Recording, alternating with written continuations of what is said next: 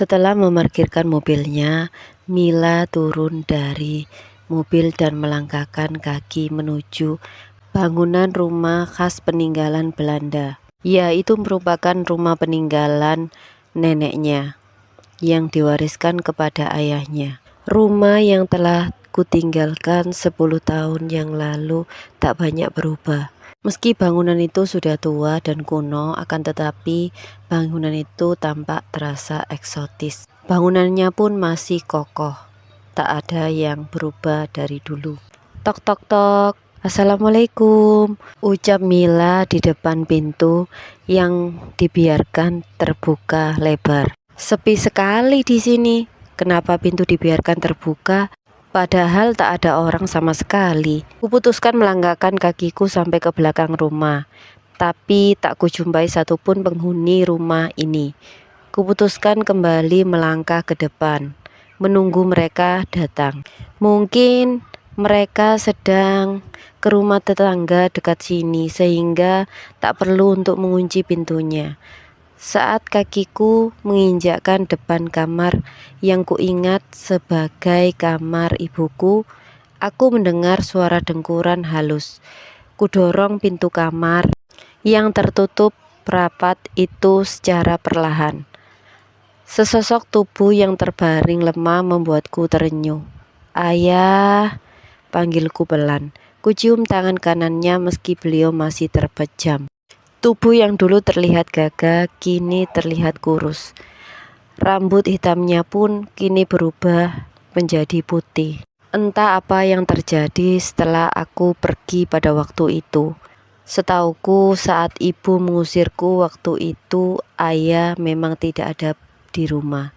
Beliau sedang ada kerja di luar kota. Mila, ku dengar suara menyebut namaku. Aku menatap matanya yang menatapku sayu. Kamu pulang, nak? Aku mencoba membendung air mata yang ingin rasanya keluar dengan mendongakkan kepala ke atas. Aku mengangguk berkali-kali, menahan gemuruh rindu yang menyesaki hatiku. Ku bantu ayah untuk duduk bersandar di atas ranjang. Ayah sehat? Tanyaku sambil menatap ayah dengan senyuman. Selama ini kamu kemana saja, nak? Kenapa kerja nggak pulang-pulang? Tak pernah kirim kabar. Deretan pertanyaan dari ayah membuatku sedikit kebingungan. Apa ibu tak pernah menjelaskan pada ayah penyebab kepergianku selama ini? Maaf ya, Mila sibuk belakangan ini, ucapku sambil tersenyum tipis menatap wajah ayahku. Ayah dengar, kamu sekarang sudah sukses, nak, ucap ayah dengan tersenyum bangga. Ibumu pasti menyesal sudah menyia-nyiakan kamu, nak. Alhamdulillah ya, berkat doa dan dukungan dari ayah. Ayah ingatkan dulu yang memodali Mila pertama kali dalam memulai usaha Mila waktu itu ya. Kamu memang hebat, nak, tak seperti adikmu. Kalimat ayah terhenti ketika mendengar suara ribut dari arah depan rumah. Sudahlah Arum, ngapain sih kamu masih ngejar-ngejar pria sok kaya itu? Dari dulu dia kan nolak kamu. Cari yang lain aja, kamu cantik ini, terdengar suara ibu menggerutu. Tapi aku cinta dia, Bu. Halah, cinta-cinta, urusin tuh Indah. Jangan keasikan ngurusin laki-laki mulu. Ayah menghela nafas berat mendengar pertikaian ibu dan anak yang masih belum menyadari kehadiranku. Mereka masih meracau tak karuan. Lalu tiba-tiba keganduan itu mulai berhenti ketika salah seorang dari mereka tiba di depan kamar ayah yang kubiarkan pintunya terbuka. Mila, ucap ibu terbata karena terkejut. Sudah lama. Belum kok, Bu, balasku sambil mencium tangan ibu dengan takzim. Dari mana, Bu?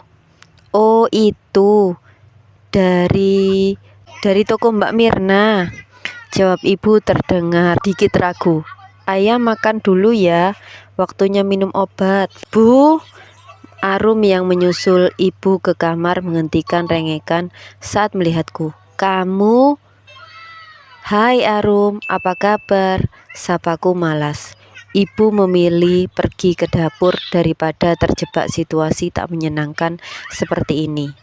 Arum pun mengekor di belakangnya sambil menggetakkan kaki. Adikmu itu sifatnya kekanak-kanakan sekali.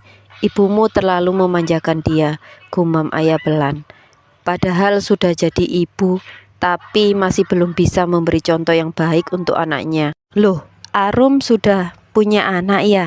Ucap Mila dengan terkejut.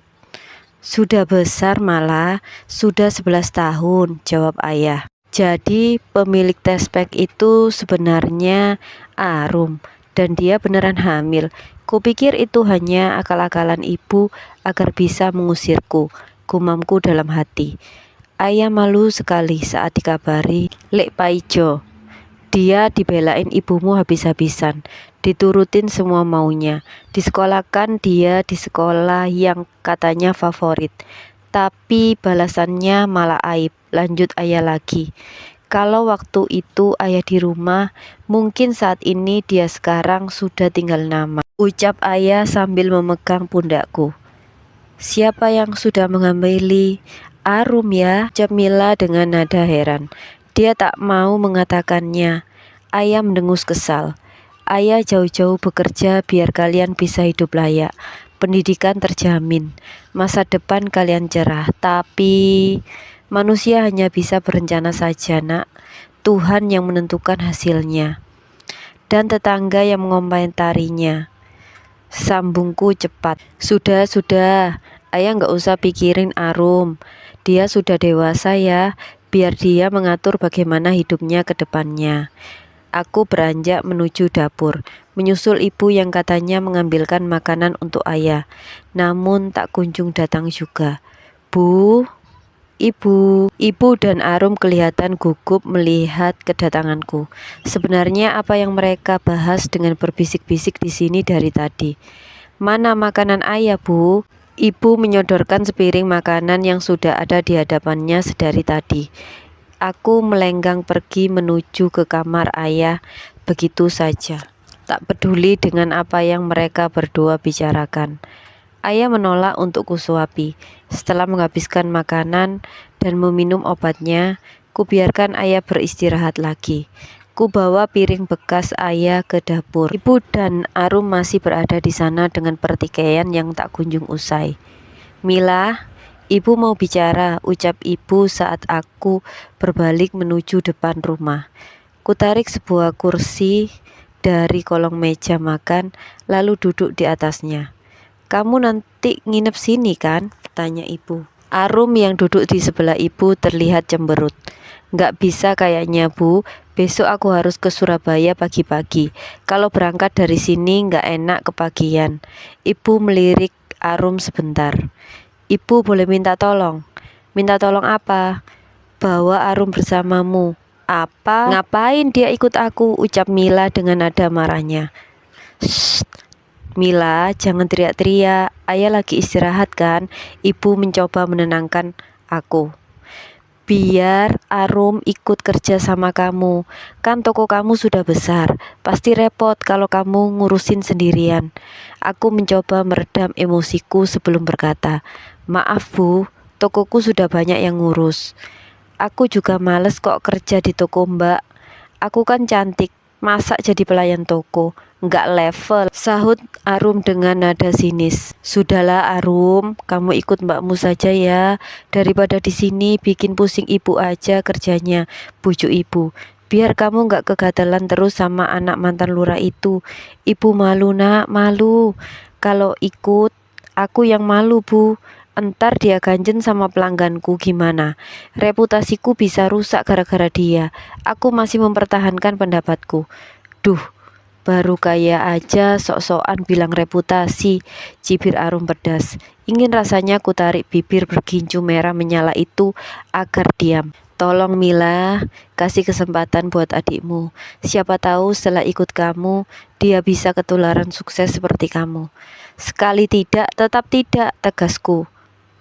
Wajah ibu terlihat memerah, menahan marah. Aku tahu dia belum berubah. Kamu jangan mentang-mentang begini sama saudara kamu. Seharusnya kamu menjaga hubungan baik dengan Arum, nak. Seburuk apapun dia, suatu saat kamu akan tetap membutuhkan pertolongan saudara kandungmu.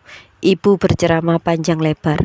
Tapi ibu juga harus ingat, saat aku kesulitan yang menolongku adalah orang lain, bukan saudaraku. Kamu, Arum menggeram marah. Aku hanya tersenyum miring. Sudahlah Bu, biarkan saja. Putri kesayanganmu ini belajar mandiri. Bukankah dia sudah menjadi orang tua sekarang? Biarkan dia bertanggung jawab atas hidupnya sendiri. Kamu benar-benar tega sama adikmu, Mila, geram ibu. Sesuai ajaranmu dulu Bu, bisikku pelan. Lalu segera beranjak meninggalkan mereka yang masih larut dalam kemarahan. Aku pun melangkahkan kakiku menuju teras rumah dan duduk di sana. Loh, Nduk, ini Mila ya? Sapa Bi Asi saat aku sedang bersantai di teras. Iya Bi, apa kabar Bibi? Sehat Bi? Bi Asi berjalan mendekat. Senyum sumringah menghiasi wajah ramanya. Baik, kamu sendiri gimana? Bi Asi menepuk bahuku. Alhamdulillah sehat Bi. Gimana, sudah menikah belum? Ucap Bi Asi menggodaku. Keponakan kamu aja udah gede gitu. Kapan kamu nyusul? Cerocos Bi Asi sambil menunjuk bocah perempuan yang sedang asik bermain sepeda di dekat kami. Belum Bi, masih pingin fokus kerja dulu, jawabku dengan senyum hambar. Sebenarnya aku malas sekali menanggapi omongan Bi Asi yang pasti akan bakal kemana-mana.